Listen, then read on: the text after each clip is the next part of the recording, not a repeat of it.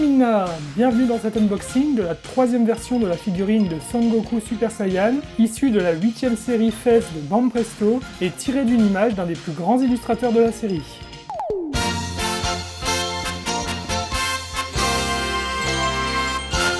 Sortie au Japon en octobre 2018 en UFO Catcher, vous pouvez également la trouver au prix de 29,90€ chez notre partenaire Mangarake, l'une des plus grosses enseignes françaises de produits dérivés en direct du Japon et qui possède 2 magasins physiques, un sur Paris, l'autre à Saint-Marc. Grâce au partenariat Osola Genki, vous obtiendrez une réduction de 10% sur tous les produits présentés sur la chaîne, où le logo Mangarake apparaît.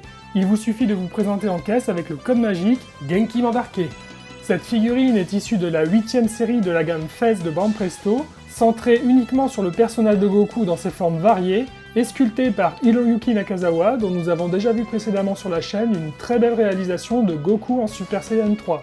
Autant dire que nous partons déjà avec un très bon a priori. Cela reste malgré tout une 3ème version d'un même modèle, déjà sortie en tant que volume A de la série 1, dans un coloris proche de la série TV, et volume B de la série 2, dans des tons plus proches cette fois-ci du manga pour la tenue, avec des cheveux dorés. Dans cette 3ème version, nous avons cette fois des couleurs unies d'un ton sépia, identique à celle utilisée par Katsuyoshi Nakatsuru lorsqu'il réalisa cette magnifique illustration de Goku, utilisée sur la couverture du V-Jump de mars 2003, disponible également en wallpaper sur le site japonais de V-Jump. Pour la matière, pas de surprise, la statue est en PVC et son socle en ABS. D'une série à l'autre, les boîtes des fesses arborent toujours la même matrice, personnage de plein pied sur la face, devant des cadres discrets des diverses figurines de la série en fond, et un gros texte en premier plan, Dragon Ball Super Son Goku Fess, précédant le numéro de la série, en l'occurrence la 8.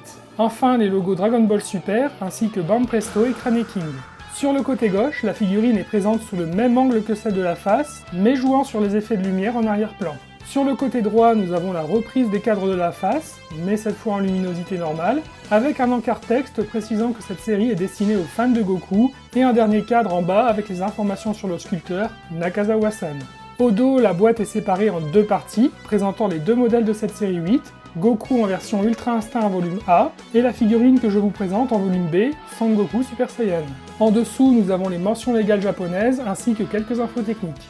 Et pour terminer, sur le dessus, nous avons simplement le retour du texte Dragon Ball Super Son Goku Fess et le numéro de la série sur un fond bicolore au code couleur de la 8ème série. Déballons maintenant cette figurine de Goku.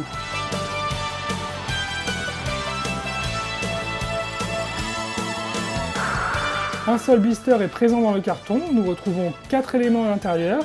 D'un côté, les jambes du personnage ainsi que son buste, dont la tête est protégée également avec du papier bulle. Ces 2 parties s'emboîtent assez facilement. De l'autre, nous avons le socle et le support de la statue qui vient se fixer à l'arrière du personnage, qui repose également sur le socle grâce à un ergot au pied. La statue de Goku mesure 24 cm avec le socle, 2300, et pèse 300 grammes. Rien qu'avec le nom de Nakazawa-san en tant que sculpteur, nous savons que nous avons affaire à une statue de grande qualité.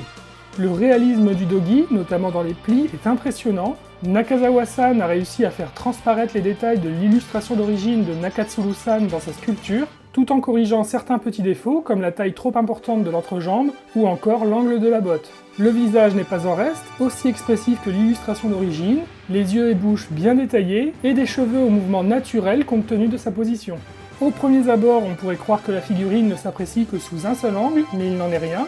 De dos, la position reste dynamique et impressionnante de détails, surtout avec le kanji Go incrusté sur le dogi, apportant une touche visuelle qui attire tout de suite le regard.